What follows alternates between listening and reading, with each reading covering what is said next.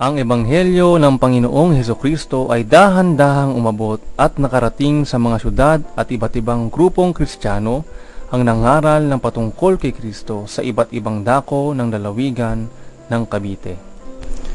Ito ay nagsimula may ilang panahon bago pa ang 1920 nang ang isang banyagang misyonero na si Reverend James Rogers ay bumisita sa syudad ng Cavite at pinaniniwala ang nagbahagi ng Ebanghelyo sa mga tao. Ang isa sa kanyang mga naakay kay Kristo ay ang mag-asawang Francisco Portasio at Emilia Bitang na nang lumaon sa bahagi ng kanilang buhay ng panahong dekada 20 at unang bahagi ng dekada 30 ay naging instrumento ng Diyos sa pagbabahagi ng Ebanghelyo. Taong 1927 nang pasimula ni Francisco Portasio ang buong katapangang pangangaral at pagbabahagi ng pag-ibig ng Diyos sa iba't ibang tao. Maraming mga tao ang naging interesado sa salita ng Diyos at nooy bumuo ng mga grupo ng pag-aaral.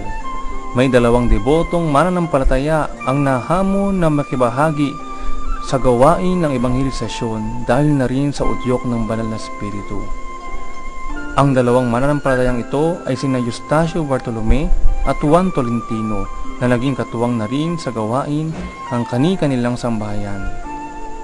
Ang kanilang katapangan sa pagbabahagi ng salita ng Diyos at ang kanilang mabuting patotoo ang siyang naging pangunahing dahilan kung bakit ang mga pangkatang pag-aaral ng salita ng Diyos ay buong kahusayan nilang nagamit upang maakay ang iba.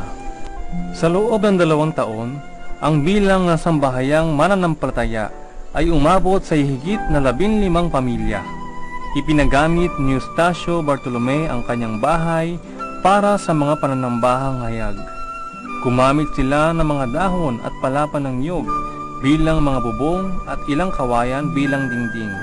Ito ay tinawag na bahay-sambahan at iyong ibang tao ay tinawag itong Iglesia Independiente.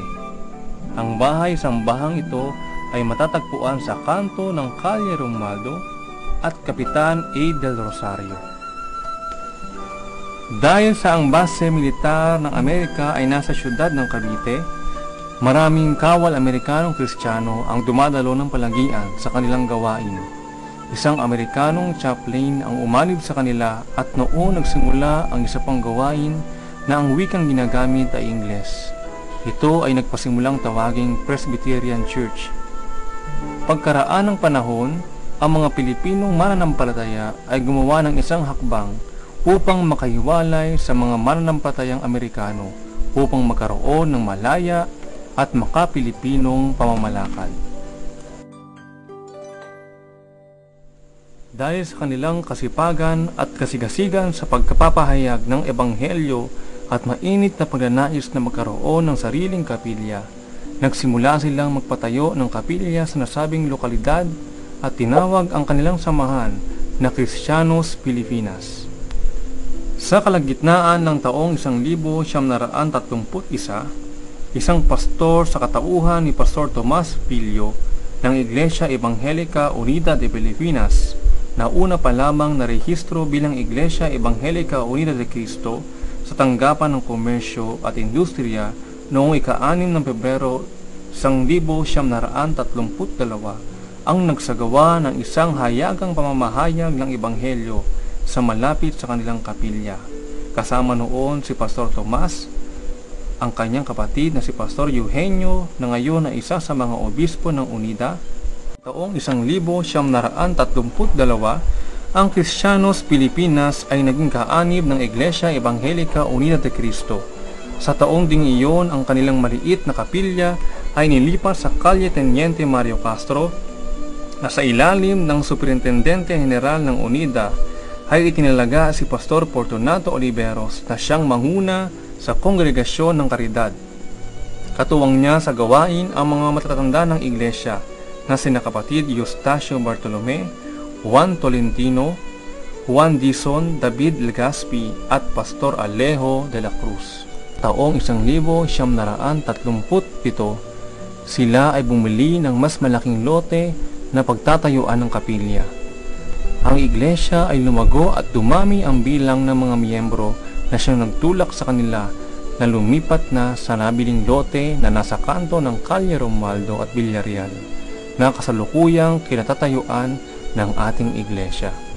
Taong 1940, ang mga mangangalakal ng Kristiyanong Inchik ay nakibahagi sa gawain ng iglesia sa karidad, ngunit makaraan lamang ang ilang panahon ay nagsimula ng ang ikalawang digmaang pandaigdig. Sinimulang bombahin ng Japanese Imperial Army ang Sangley Point na base militar ng Amerika noon, na kalapit naman ng pampublikong pamilihan. Dahil sa pangyayaring ito ay nasunog ang pamilihan na siya namang naging dahilan upang matupok ang ating munting kapilya dahil sa paglaganap ng apoy. Dahil na rin sa tigmaan, ang mga kapatirang Inchik ay umalis sa lokalidad.